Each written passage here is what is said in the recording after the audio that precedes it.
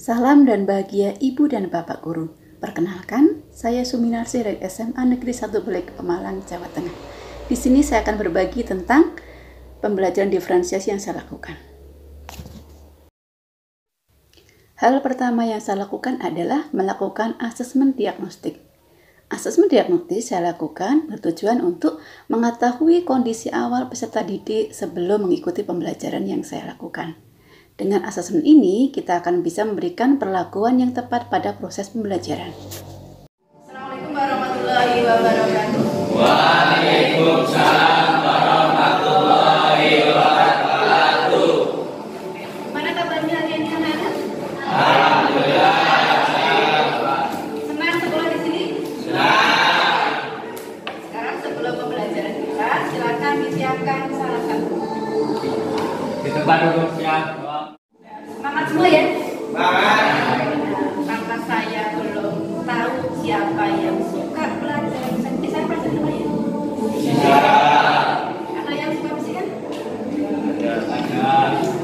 Nah, untuk bisa mengetahui suka apa Anda, kalian itu sebenarnya belajar seperti apa, nanti akan kita adakan dulu, diajarkan dulu kalian nanti. Nah, kita nanti mau pakai yang namanya kelas poin ya. Bapak Ibu semua? Nah, sekarang silakan kalian buka browsernya, kemudian klik di kelas poin app ya, kelas poin app. Kalau sudah terbuka, nanti kalian akan lihat tampilan ini di HP-nya.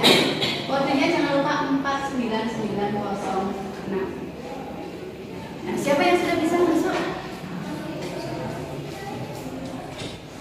Asesmen diagnostik saya lakukan dengan menggunakan kelas poin. Siswa masuk dengan kode kelas dan mereka tinggal masuk di browsernya tanpa harus menginstal aplikasi apapun. Siswa menjawab pertanyaan-pertanyaan terkait dengan data pribadi, hobi, kemudian strategi belajar yang mereka sukai, media pembelajaran yang mereka inginkan, pembelajaran fisika yang mereka inginkan dari saya. Dan di sini bisa saya tampilkan hasil jawaban peserta didik terkait dengan tadi asesmen yang sudah dilakukan.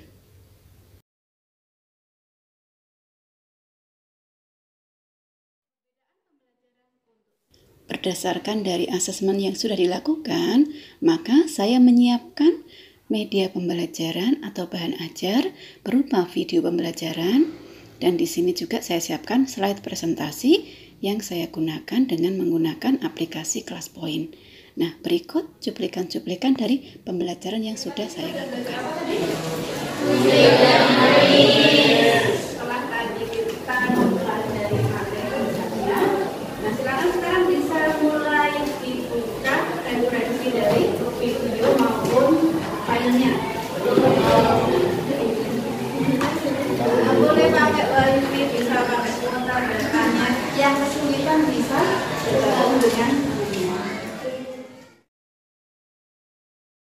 Setelah peserta didik mengetahui tujuan pembelajaran hari ini, peserta didik membaca materi atau menyimak materi dari video pembelajaran yang sudah saya bagikan di grup kelas berupa WhatsApp group dan juga di LMS Google Classroom. Namun, saya juga menyediakan file berupa PDF. Sehingga di sini saya mempertimbangkan kebutuhan siswa, baik yang audio, kemudian atau anak-anak yang visual maupun yang kinestetik, mereka juga bisa mengkaitkan dengan kehidupan sehari-hari. Nah, untuk kegiatan materi tidak hanya dalam video, tapi juga saya sampaikan melalui juga kelas poin. Jadi saya menyiapkan juga dalam bentuk PowerPoint.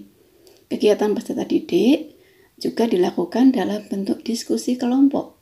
Dengan diskusi kelompok, kemampuan peserta untuk bekerja sama, berkolaborasi, menuangkan ide, kreatif, dan juga nanti kemandirian dalam mempresentasikan akan terasah.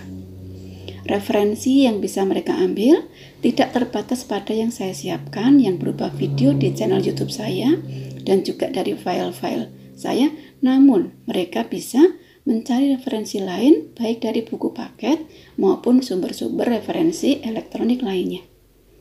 Nah, setelah selesai berdiskusi, mereka akan membuat tampilan presentasinya sesuai dengan keinginan mereka.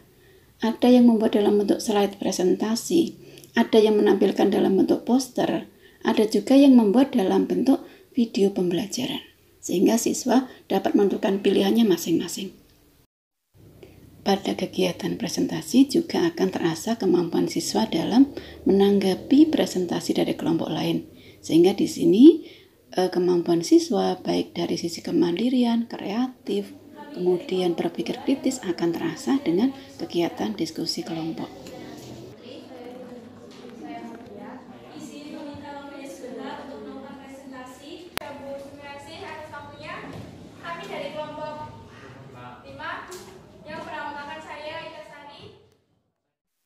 Proses pembelajaran selanjutnya yaitu tentang penilaian. Saya melakukan penilaian baik itu observasi, penilaian sikap maupun keterampilan, dan juga penilaian tentang pengetahuan baik secara tertulis maupun secara lisan. Saya juga menggunakan kelas poin untuk melakukan penilaian. Siswa bergabung di slide saya di kelas saya dengan kode kelas yang saya bagikan, dan mereka menjawab pertanyaan-pertanyaan secara live atau real time saat itu juga. Dengan menggunakan kelas poin ini, saya dapat menghimpun jawaban siswa. Selain itu, saya juga memberikan pertanyaan-pertanyaan kepada setiap siswa dengan cara memanggil mereka, dan mereka bisa memilih jenis soal yang sesuai dengan kemampuannya untuk mereka kerjakan langsung di depan saya. Nah, tujuan dari cara ini adalah agar saya bisa memberikan pelayanan kepada siswa sesuai dengan kemampuannya. Siswa mengerjakan soal sesuai dengan pilihan mereka, sesuai kemampuan mereka.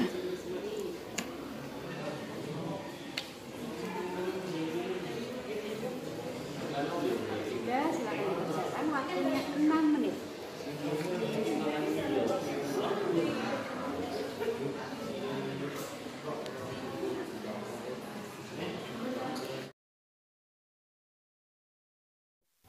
Di akhir kegiatan pembelajaran, dilakukan refleksi dan umpan balik untuk perbaikan pembelajaran pada berikutnya.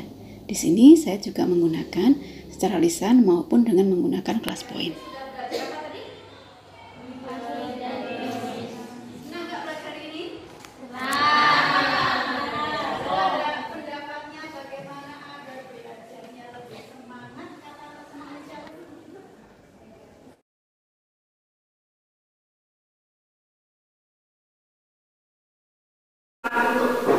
Jam berikutnya yang banyak, jangan istirahat, kemudian nanti jangan lupa tetap selalu semangat untuk belajar untuk kalian. Seperti anak muda itu kan harus ingat ya, kalau kalian itu selalu punya keunikan masing-masing, kalian bisa berkembang sesuai dengan caranya masing-masing untuk bisa menjadi generasi yang betul-betul siap untuk menghadapi tantangan di masa kalian. Terima kasih. Assalamualaikum warahmatullahi wabarakatuh. Waalaikumsalam warahmatullahi wabarakatuh.